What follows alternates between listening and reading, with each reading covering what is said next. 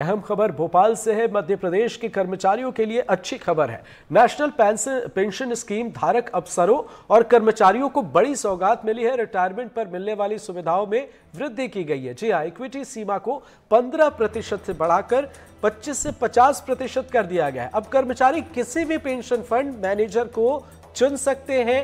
कर्मचारी को रिटायरमेंट पर इसका सीधा फायदा मिलेगा। जी हाँ, तो ये बड़ी खबर आपको बता रहे हैं। राजधानी भोपाल से मध्य प्रदेश के कर्मचारियों के लिए ये अच्छी खबर है, वाकई बेहतर खबर है। नेशनल पेंशन स्कीम धारक अफसरों और कर्मचारियों के लिए सौगात के तौर पर इसे देखा जा रहा है।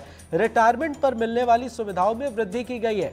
खास क्या है वो आपको समझाते हैं। इक्विटी सीमा को 15% से बढ़ाकर 25 से 50% कर दिया गया है।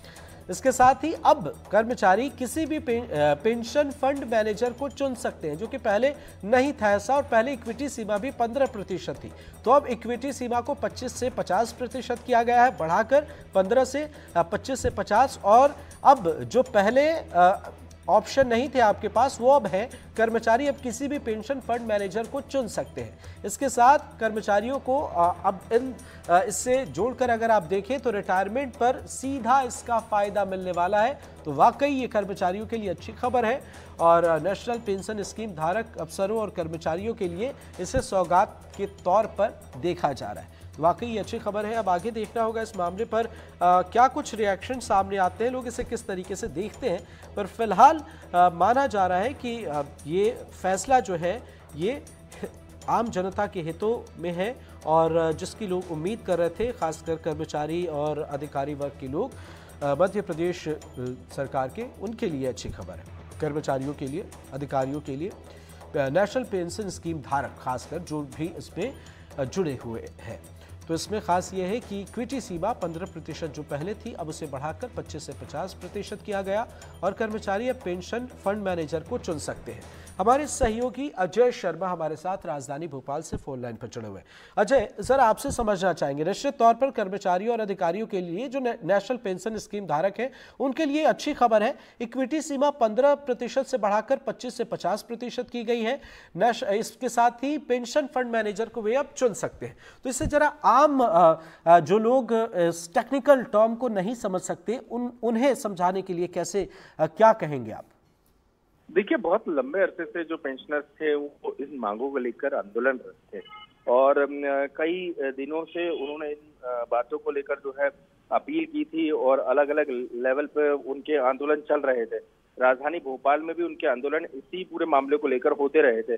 उनका सीधे तौर पे कहना था कि सरकार इस पूरी डायरेक्शन में काम नहीं कर रही है और हमें इस जो योजना है, पेंशन योजना, उनका लाभ नहीं मिल पा रहा है। यही कारण है कि इस योजना के लागू होने के बाद से, इस सौगात को मिलने के बाद से 5 लाख नेशनल पेंशन स्कीम धारक जो अफसर है और कर्मचारी है, उनको बहुत ज्यादा फायदा मिलने वाला है। रिटायरमेंट पर मिलने वाली सुविधाओं में उनकी न सिर्फ इससे वृद्धि होगी, बल्कि उनकी इक्विटी सीमा जो है 15% से बढ़कर अब 25 से 50% तक कर दी गई है। इन सबके बीच में सबसे महत्वपूर्ण यह है, जिस तरीके से महंगाई बढ़ रही है उससे उनको न सिर्फ राहत मिलने वाली है, क्योंकि तमाम भत्तों में उनके बढ़ोतरी की जाएगी और आमतौर पर जिस तरीके से जो खासतौर पर टैक्सेशन की बात निकलकर सामने आई थी नए बजट में, उसको लेकर कई तरीके के सवाल उठ रहे थे। अब वो तमाम सवालों पर विराम लग जाएगा, क्योंकि एक बड़ी पहल सरकार ने कर दी है और राज्य सरकार इस पूरे मामले पर जल्द से जल्द इम्प्लीमेंटेशन की बात कर रही है।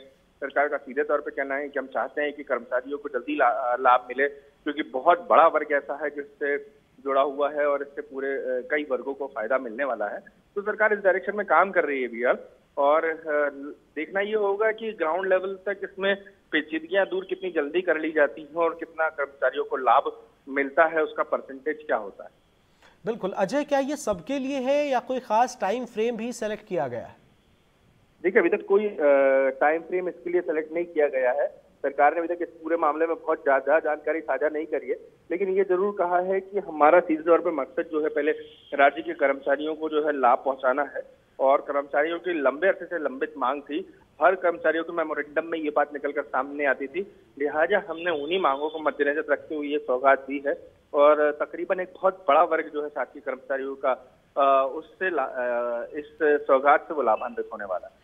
ठीक है अजय, इक्विटी 15 से 25 से 50 और पेंशन फंड मैनेजर को छोड़कर क्या कोई और भी इम्पोर्टेंट बात है जो यहाँ बतानी जरूरी है तो प्लीज बता दें, वक्त कम है, संक्षेप। देखिए, अभी इस पूरे मामले में सरकार ने जो दिशा निर्देश जारी किए हैं वो बड़े विस्तृत स्वरूप है उनका, और बड़े डिसेंट्रलाइज तरीके से ये ऑर्डर निकाला गया है। सरकार इसमें कुछ भी नहीं चाहती थी सेंट्रलाइज हो, इसको पूरी तरीके से डिसेंट्रलाइज किया गया है। वित्त विभाग ने कई अनुशंसाएं इसे लेकर की हैं, अलग अलग स्तर पर अलग अलग कर्मचारियों के संवर्ग को लेकर। उन संवर्गों को देखना होगा, ये कर्मचारियों के लिहाज से बात है जी। लेकिन जो कर्मचारी हैं वो आने वाले समय में कम से कम जो सरकार की तरफ से सौगात है उनको उनके आर्थिक बोझों पर मरहम जरूर ये सरकार का निश्चित तौर पर, निश्चित तौर पर। ये बड़ा फैसला है। जब बहुत बहुत शुक्रिया इन तमाम जानकारियों के लिए।